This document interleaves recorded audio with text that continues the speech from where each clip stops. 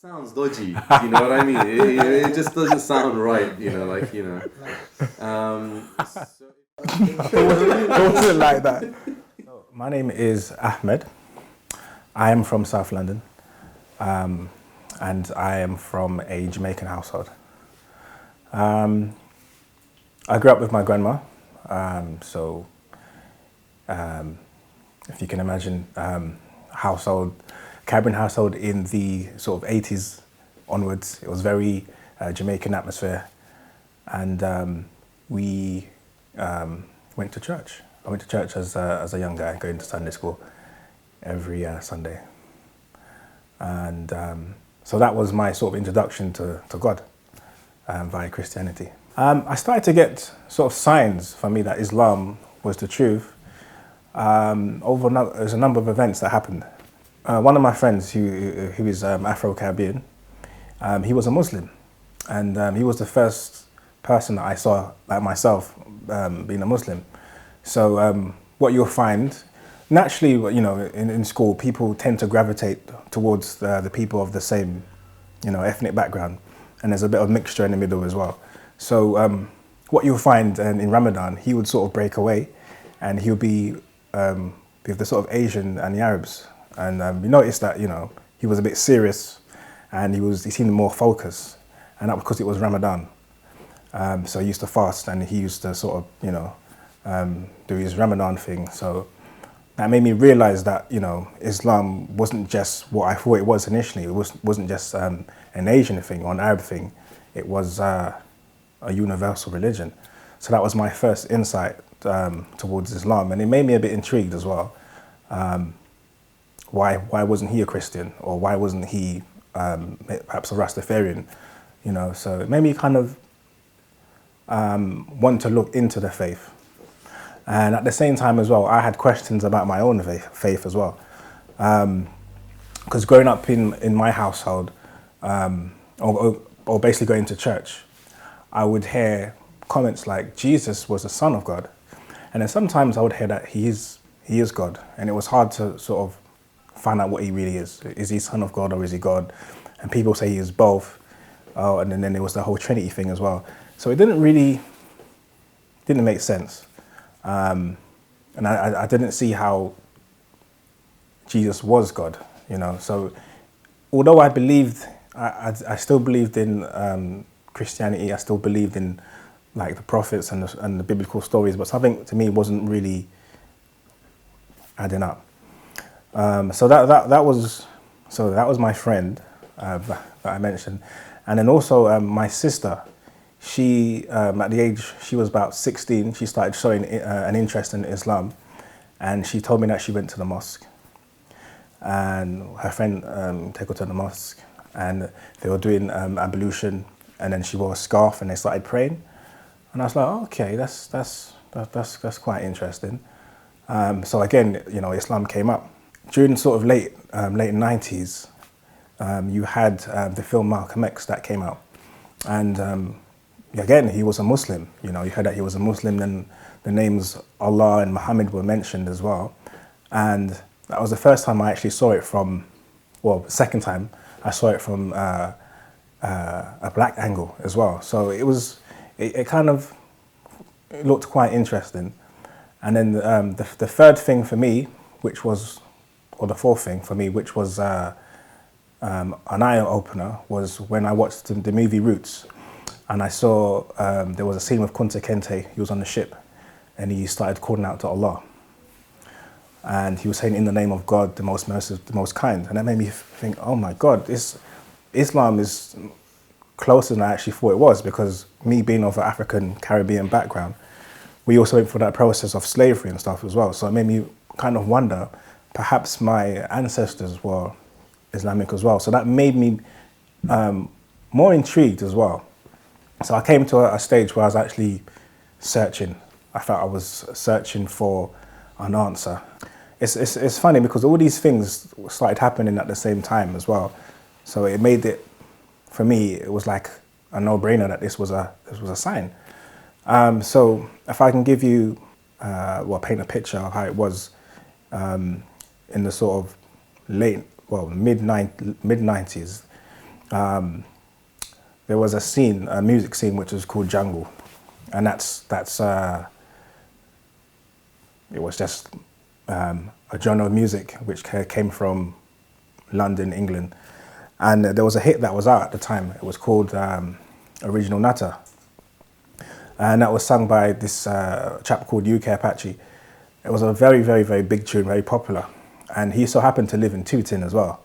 So we would see him, just on the street, and we say hello and whatnot. And there was one particular time I saw him, and we stopped and we greeted. He said hello, and I said hello back. And he asked me, what am I doing now? And I was like, well, to be honest, I'm not doing anything. I was just not going anywhere in particular. So he asked me if I want to come to the mosque.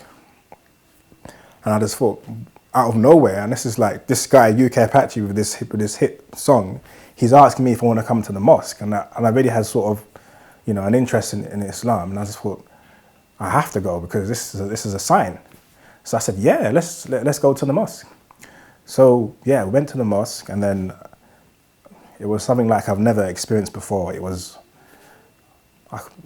really hard to put in words, but all the time that I've been going to church, I've never felt the same feeling. It was quiet. There was no talking. There was people just praying and prostrating and stuff. And I was just looking around, and it just seemed really peaceful and very tranquil. And then I just thought, I need to know more about this religion, because this feels really familiar and really peaceful. So, after that encounter, I started meeting him up more. And yeah, I would just ask him questions about, Islam. But what struck me, which I didn't actually know from anyone, was the fact that Islam was really close to Christianity. And it kind of amazed me. I didn't realize how close it was. I think at one stage I tried to work out what is the difference. That's how close it was. But, all the prophets that I knew before, that I was taught as a child in Sunday school, they're all mentioned in Islam, and the stories were very similar, if not exactly the same. So then I was just like, wow, so what is the position of Jesus in Islam? And then when I was told that he was a prophet of God, that made more sense to me. That was like the missing piece of the puzzle. So I was like, yeah, that was time for me to embrace Islam and take my shahada. One of the things that concerned me about initially taking that plunge, that step, was the whole practice, the rituals that came with being a Muslim, the fact that you have to pray 5 times a day. It was very daunting, to be honest, and I did, because what would happen, because I asked so many questions about Islam. Now, I got to a stage where the friends around me, they knew that I had that belief in my heart. So they would always ask, are you ready to take your shahada now? And I would always, I was a bit hesitant at first. And that was one of the reasons why. And that's what I said. I said, listen, I don't think I can, just pray 5 times a day and fast in Ramadan and this and that and the other. But the advice that I was given was just take your time, So when I heard those words, you don't need to rush into anything, just take your time. Everything is a gradual process. The people that knew me before and after, they definitely see a change in my character. For what they normally almost say is that I'm a completely different person. I'm not the same sort of young person that they recognize. Yeah, so they recognize the fact that Islam has done this to me, and they see it as a very good, positive thing. It's made me look at the world from a different perspective. I'm not judgmental. I feel that I have more of a compassion towards humanity, compassion that I didn't have before, and I see. I have this whole universal brotherhood. I mean, if it wasn't for Islam, I wouldn't have such, you know, a diverse list of friends. You know, so you know, I find that Islam just opens you up into a whole a new world. You know, and when you learn about the characteristics of the Prophet of Islam, Muhammad, peace be upon him, when you try to you know, try your best to adopt his mannerisms and his ways, you see how much of a better person you are as well, and you know that you have this conviction that he has set such a good example for the rest of humanity. My relationship with my family and friends has changed a lot. They see that I try to be, you know, a person that's understanding, a person that cares. You know, obviously within Islam, it teaches us that we need to be dutiful to our parents as well, and respectful, and that's what they notice due to Islam. Take your time. Don't worry about trying to fit in. Just take it easy, you know, and you'll find everything will be okay.